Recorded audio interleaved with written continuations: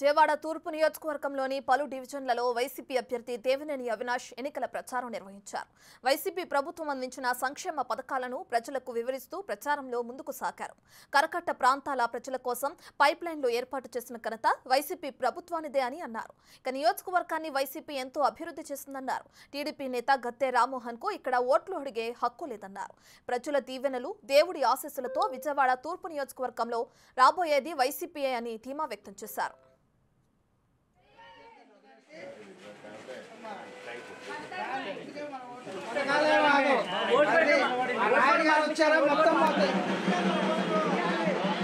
Telugu Desam party హయాంలో ఏదైతే ప్రజానికాన్ని నమ్మించి మోసం చేసిన కమ్యూనిటీ హాల్ ఈరోజు కళ్యాణమండపం మేము కట్టించాం.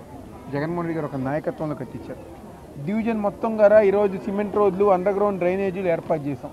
అదేవిధంగా విద్యా వ్యవస్థకు వస్తే ఈ ప్రాంతంలో ఉంటున్న స్కూల్లో ఈరోజు నాడు నేడు కింద అభివృద్ధి చేసి ఎలిమెంటరీ స్కూల్ ఉన్న దాన్ని ఈరోజు హై స్కూల్గా మార్చింది జగన్మోహన్ రెడ్డి గారు ఒక నాయకత్వంలో ₹1 కోటి.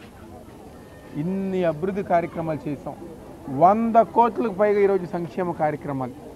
ఇదివరకు పెన్షన్లు వస్తే డివిజన్ మొత్తం మేర 50, 100 తెలుగుదేశం ప్రభుత్వంలో వచ్చేది. కానీ ఈరోజు సచివాలయానికి 300, 400, 500 మంది పెన్షన్లు వస్తాయి.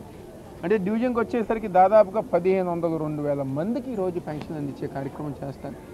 ఈరోజు ఎవరైతే అర్హత ఉన్నారో ప్రతి ఒక్కరి దగ్గర అమ్మఒడి, చేయూత, విద్యా దీవెన, విద్యా కానుక, చేరోడు, వాహన మిత్ర, వైఎస్ఆర్ ఆసరా, ఆరోగ్యశ్రీ, ముఖ్యమంత్రి సహాయ నిధి, ఇన్ని సంక్షేమ కార్యక్రమాలు కేవలం జగన్మోహన్ రెడ్డి గారి ఒక నాయకత్వంలో జరుగుతుంది.